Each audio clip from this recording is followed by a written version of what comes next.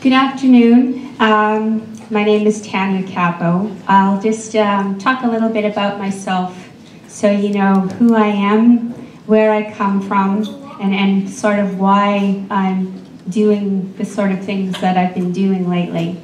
I'm Cree from the Sturgeon Lake Cree Nation from Treaty 8, which is northwest from here, from Edmonton. Edmonton has been one of my homes for all of my life. I went to junior high school here. I graduated from St. Joseph's Composite High School here. I started my education at the Grant MacEwan College here, and more recently came back after spending some time away in Winnipeg, where I was studying at the University of Manitoba. I just graduated from the Faculty of Law there last spring and came home. So part of why I decided to pursue my dreams of law school have a lot to do with many of the reasons why I got involved with Idle No More. I'm a mom. I have 3 kids. My son is in his first year of university at the University of Manitoba. I have a 16-year-old daughter who's in grade 10 and a 9-year-old daughter who's in grade 3. And pretty much being a mother has really changed things in a way that I could have never imagined for me in terms of how I view things and the responsibility that I carry, even more so as their mother. And I think even more so as a single mom. Having been raised myself by a single mom, for myself to become a single mom, it didn't seem anything other than normal to me. And I hadn't actually thought about that until lately, that why is it normal to be a single mom, you know? And I'm thinking about things like violence against women. And I started to think, it's such a struggle to be a parent these days. And when you have to be a parent on your own, it's that much harder. And I started to think, is single parenting a form of violence against women, particularly for mothers? And these are some of the kinds of thinkings that I've started to consider in the last while, especially now with the way things have changed for me in my life in the past few months. So part of getting involved in Idle No More and starting to do the kinds of things that I've been involved in has to do with that responsibility, mostly of being a mom, but also as a treaty person from Treaty 8. My son he's very, I don't even know how to describe him. He's really unique in the sense of he's not a normal kind of kid who does normal kid things. He's always been more of an older sort. So the kinds of conversations that he and I have been able to have throughout his life have always been very profound for me in my own learning for myself. And at one point in time, he had asked me to take him to some fireworks celebration for Alberta's centennial when it was 100 years for Alberta's birthday. And I told him I couldn't take him to the fireworks, that he'd have to find somebody else, because I couldn't see how I could go and celebrate the existence of Alberta as a province for 100 years when they've constantly ignored my existence in this country since time immemorial. So this is what made me start to think, how do I teach my children about their existence here, their non-existence here? And how do I teach them pride in who they are when society makes it a point to keep the shame around being an Indigenous person? The constant question of how do we answer the Indian problem? And when I first got to university and I started looking at all this historical stuff, you know, discussions in the House of Commons from the 20s and all those kinds of things, and really starting to wonder, what's so bad about being an Indian? Because I never thought it was bad, and I still don't think it's bad. And problem isn't an Indian problem. It's really something that just I can't even explain. And I still can't explain it, and I keep wondering, why do I even try to explain it? Because to explain it would be to justify it, and I don't want to do that. So this conversation with my son about taking him to go and celebrate Alberta's 100 years turned into this little learning moment for both of us, I think. And at that moment, it was this reminder to me of my responsibility to him as his mother, and also my responsibility to the next 7 generations, which is how I've been taught in terms of the treaty relationship, is that my ancestors in 1899, who signed Treaty 8, thought of me 100 years ahead of time. They were thinking about me, so I can exist as much as I can as an Indian woman. And every time I thought about it, I thought, wow, that's just so profound, you know? And when my son was saying to me, let's go to the fireworks, and I said, no, I don't want to take you, but you're free to go if you find someone else to take you. He said, why? And so I told him, well, Alberta and Canada in general hasn't been very kind to us as Indians in these lands, and I just not comfortable going there to celebrate that. So he said to me, well, tell me about it, Mom. Tell me about what happened. So I tried to have an age-appropriate conversation with him, because he would have been maybe 10 years old at the time, and trying to teach him in a way that didn't make him feel resentment or hate, or want to go out and start having bad feelings towards his fellow Albertans or Canadians in general. Because he would always sing "O Canada" every morning when he got dressed. And I don't know why he did that, but he was always very patriotic.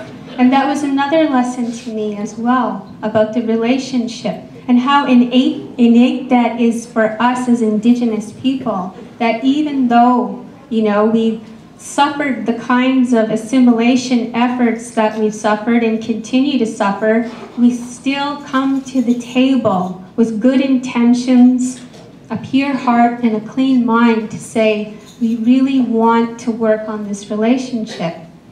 So I told my son, I can't go because it's very difficult for me, and I don't know how to deal with it at this point in time in my life.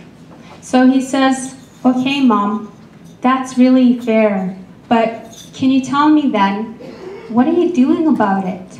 If they're treating us this badly, what are you doing about it? Why isn't anyone doing anything about it? So that was a conversation we saved for another day, and I don't think we've ever really had it yet. We've had bits and pieces along the way, trying to survive as a family for the most part, and just get through, you know, everyday life situations. And when I finished law school and decided I needed to come back home, I never had it in my mind to be involved in anything as big as Idle No More had become. But I did have intentions of being involved in some way in trying to effect change, thinking about the words that my son said to me, what are you going to do about it? And also thinking about what my mom taught me about the treaty relationship and thinking ahead. And starting to really think about how can we make things different, like really different, not pretend different, this time something real and meaningful. So when I came home, I had started reading in the news before that about Bill C-45 and some other pieces of legislation the Harper government was putting forward specifically against Indigenous people. And I thought to myself, we are under attack, you know? There's no other way to say it. There's no nice way to say it. But the Harper government is making efforts to attack Indians through law. And for a while, it was really shocking to think about it, that in this day and age, this is still happening. And I think even more shocking was what I thought was this silence around all of this action, or this non-action. So having just finished school, I thought, well, I have some practical skills now that I think should be used in trying to think about what kind of solutions can we move towards and what do we need to do. And one of the things that I think that kept coming up to me was this whole idea of relationships. Not just our relationship as First Nations people with the government, but our relationship with each other as Canadians, you know, living here. Our relationship with each other as First Nations people in our communities.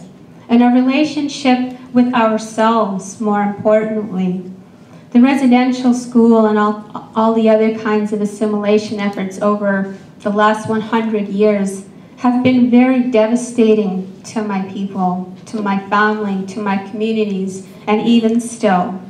We carry so much shame from all of those things that happened to us that we never understood why, and maybe still today don't even understand why or realize that the shame is just keeping us so silent still. So all of these themes were just coming more and more and more, and I'm thinking, what can I do about it? And it just seemed like such an easy answer, but we all know it's not an easy answer, and that is, let's talk about it. Let's put it out there. You know, it's the silence that's killing us and nothing else at this point in time. So when all of the stuff around Bill C-45 to me was really urgent because it had to do with land and water. And when it has to do with land and water, that speaks to who I am as an Indigenous person, my identity. And it speaks to us as Canadians and our relationship with each other. Because now we all have a relationship with the land. Whether we were born here for 100 years, 1,000 years, 1 year. We're all here now. And that's the relationship that we got to think about. And the kind of efforts we need to undertake to protect that which holds us together, which is the lands and the waters. And that's why Bill C-45 became an issue to me. Not just to First Nations people, but of all Canadians. So then I thought, well, we need to talk about this. You know, we really need to talk about this. And it really brought everything into one space for me. This one piece of legislation, who knew? I had no idea it would do such a thing, but it has. So I organized the first teach-in in Alberta. By that time, there had already been 3 of them in Saskatchewan, and then mine here in Alberta. And I engaged social media a little bit more and used Twitter to have a dialogue through my teach-in. And the idea at my teach-in was to start the conversation. Let's talk about this. So we talked about the history a little bit. We talked about all of the legislation. We brought forward some ideas on where we might look to for solutions, because only right now we're starting the dialogue. So since then, the dialogue has really grown. And I can't even tell you how amazing it is to see how engaged people are, not just First Nations people, but people all over the world. You know, the efforts out there and the passion that people feel in protecting their environment and their lands is just incredibly amazing. And in terms of Idle No More, for me, one of the biggest, most profound effects of it has been a sort of an awakening amongst First Nations people who have been so, I wouldn't even say asleep, just maybe really just numb for so long, just barely surviving day to day, some just choosing not to survive in the end.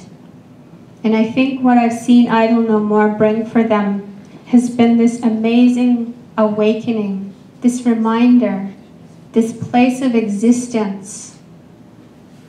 And a lot of the notes that I still get from people are thank you notes. You know, thank you for everything for Idle No More, because for the first time in my life, I'm not ashamed to be a First Nations person.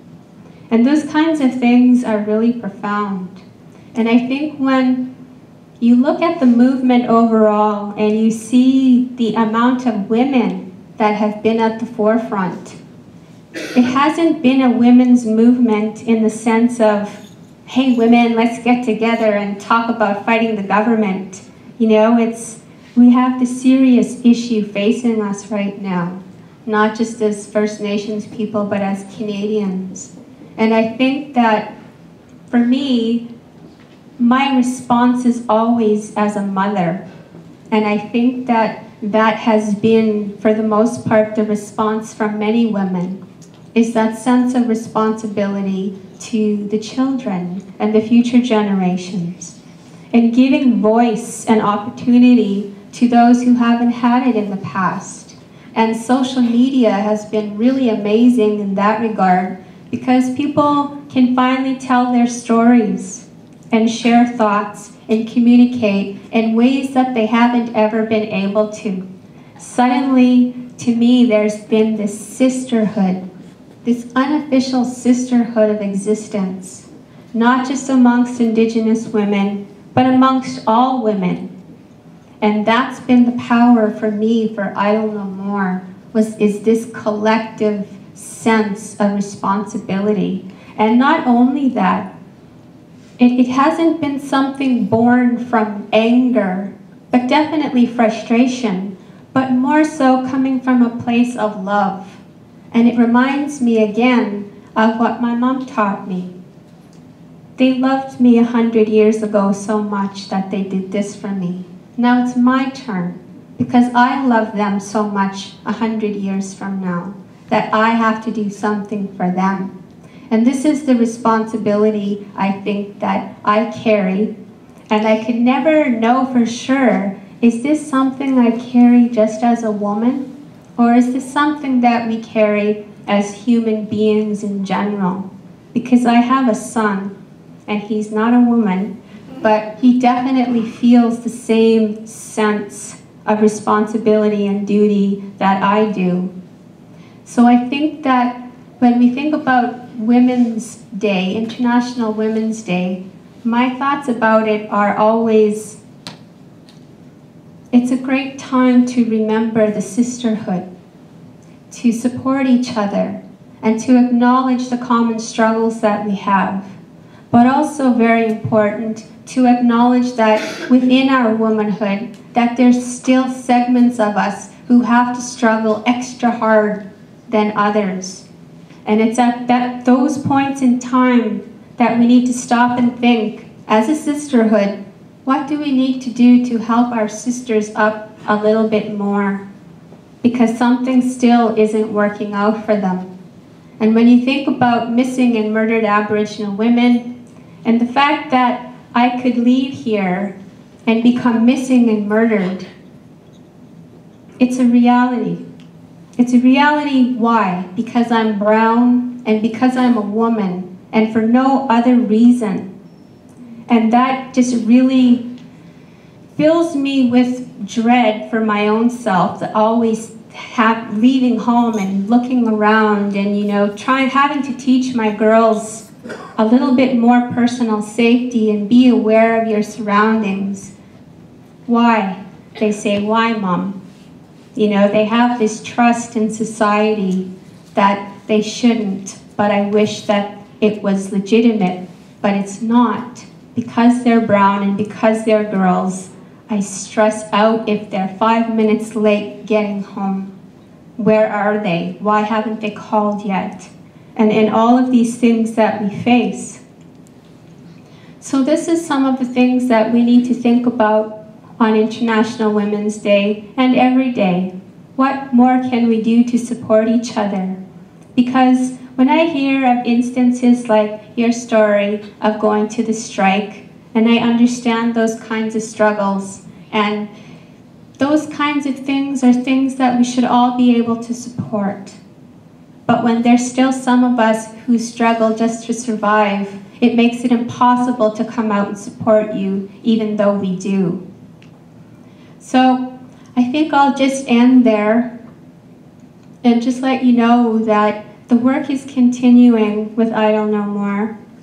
People are starting to talk about the kinds of hard things.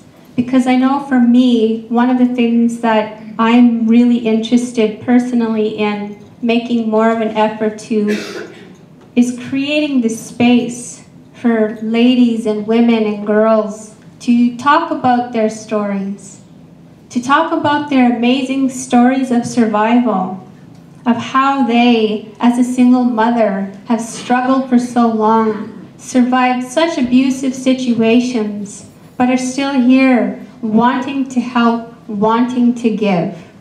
And that's the kind of community that I want to be involved in and direct my efforts to. So later this fall, there'll be an exhibit coming to town. It's called Walking with Our Sisters. There's an amazing artist named Christy Belcourt who's spearheading this initiative. And what it is if you've ever seen a pair of moccasins, the beaded tops of them, they're called vamps. So what Christy's done is she put out this call for anyone, anywhere, to submit a pair of vamps to her for this project called Walking with Our Sisters. And in July will be the closing time for the vamps to be submitted. And they'll travel across the country at different exhibits to raise awareness about missing and murdered Aboriginal women. And all of the vamps will be laid out on the ground in pairs, and it'll be on a gray rug, and then there'll be a red rug beside it. And the idea is to walk beside the vamps, as if you're walking with your sisters, the sisters who've become missing and murdered. So that's going to be coming to Edmonton this fall. And I'm going to be pretty involved in that because I think it's really important. So I just wanted to thank you again for asking me to be a part of this today.